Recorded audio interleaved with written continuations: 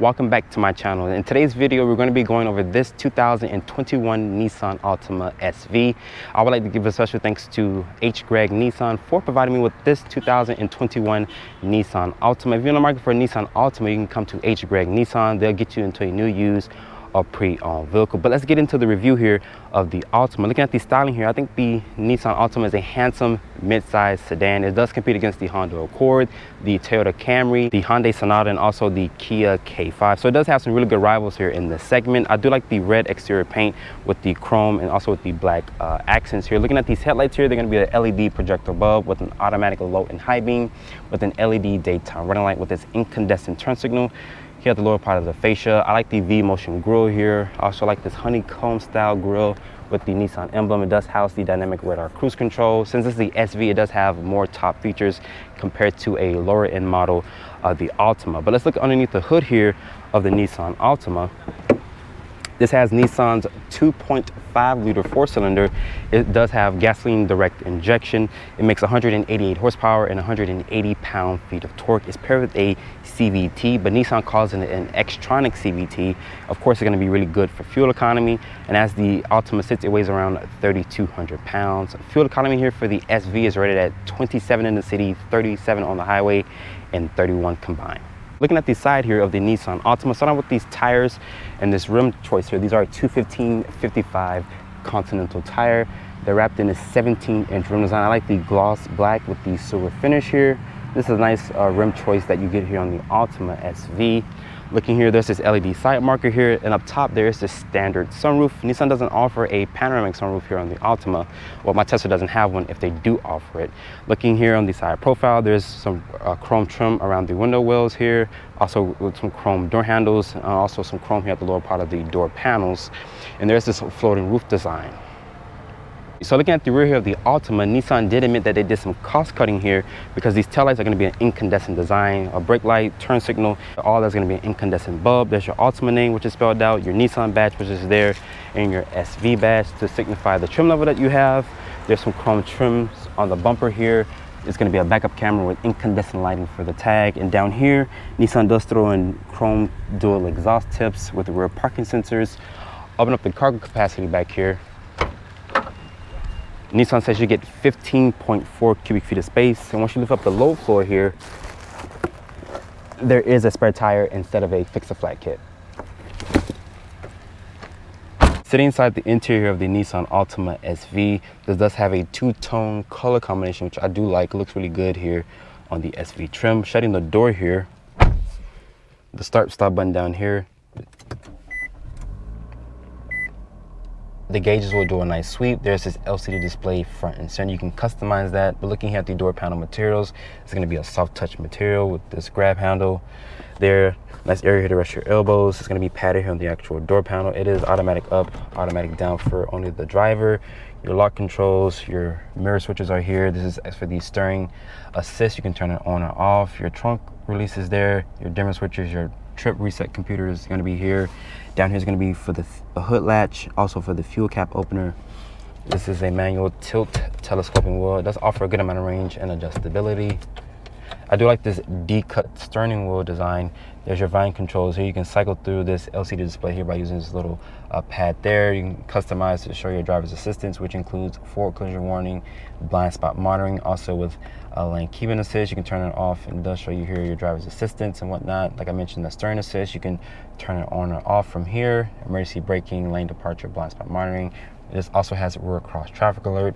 I like the airbag cover here, your sync track, the back button.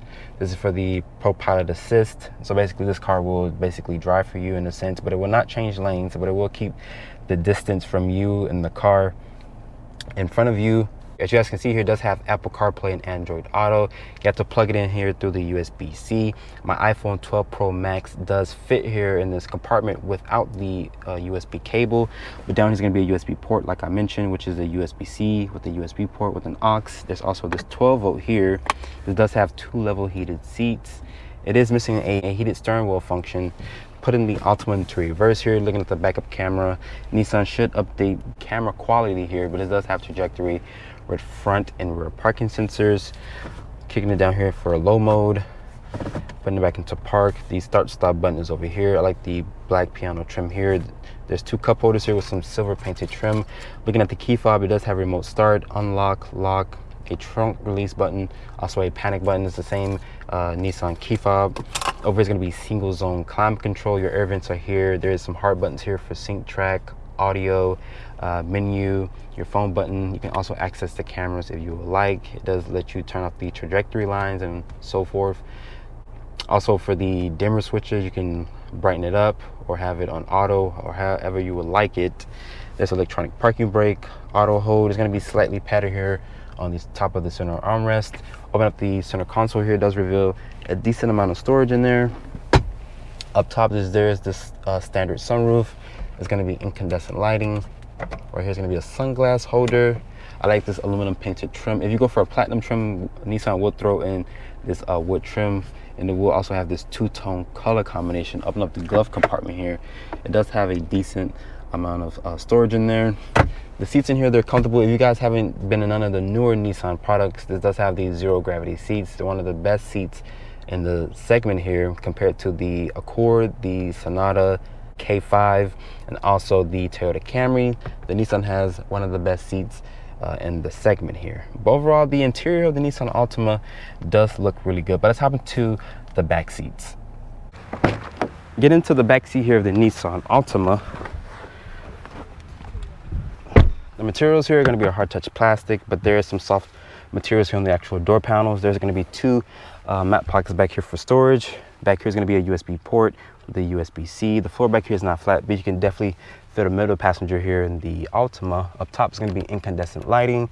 There's the standard sunroof here. Pulling this down, it does reveal two cup holders, and Nissan says you get 35.2 inches of legroom. If you want more legroom in the segment, you have to look at the Honda Accord that offers 40.4 inches of legroom.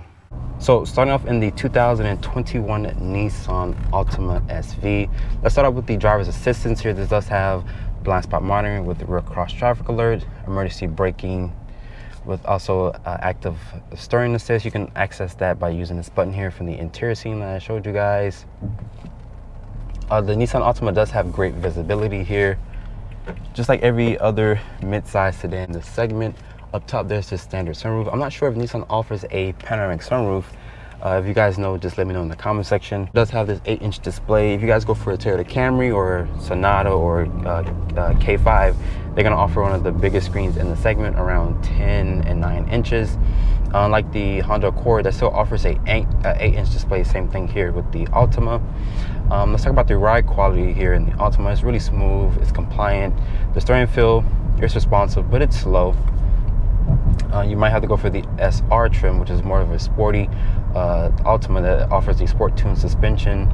I think it does come with that VC turbo, which is their variable compression engine. The SV has the company's 2.5 liter 4-cylinder. It makes 188 horsepower and 180 pound-feet of torque. It's paired with a CVT. Nissan calls it an Xtronic CVT, which has a nice name to it. Honestly, it sounds different from the other competitors in the segment. Fuel economy is rated at 27 in the city, 37 on the highway, and 31 combined. So it does get really good fuel economy. But the ride quality here is really good. It's compliant. You have great visibility, like I mentioned, also with great driver's assistance.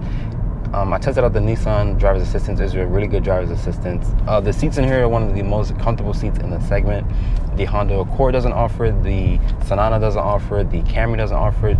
Nissan has one of the best seats in the segment with their NASA-inspired seats. Since the SV is missing paddle shifters, it does have a CVT. The CVT is responsive and it does get up to speed really good, but you're gonna buy this car basically to get great fuel economy. Like I mentioned, it's rated at 27 in the city, 37 on the highway, and 31 combined. You can put your family in here and go on a long road trip. It offers 15.4 cubic feet of space in the trunk area. So if you guys wanted to put your kids' stuff in here and grocery shop and whatnot, you can definitely do so because the Altima does have a spacious trunk. But if you want more space, you have to check out the Honda Accord, which offers 16.7 cubic feet of space. That's the most cubic feet of space in the segment for a mid-size car. But I have no complaints here from the Altima. This thing rides extremely well. It does have a slow steering response, but that's not a deal breaker for me. But the seats in here, like I mentioned, they're extremely comfortable. Even though it's right on these 17-inch wheels here, it doesn't compromise the ride quality. It does ride really good. And also, there's not a lot of road noise intruding into the cabin here. There's no wind noise. It's really quiet in this cabin. So if you had kids and they were sleeping, basically they would stay asleep because this cabin is extremely quiet. After spending time with the 2021 Nissan Altima SV, starting price here for the SV is at $25,400 with the options and accessories. The Altima stickers for $29,355. Hope you guys have enjoyed my full overview on this 2021 Nissan Altima. Make sure you guys follow me on Instagram at DriveOnReviews and hit that subscribe button. And I see you all in the next video.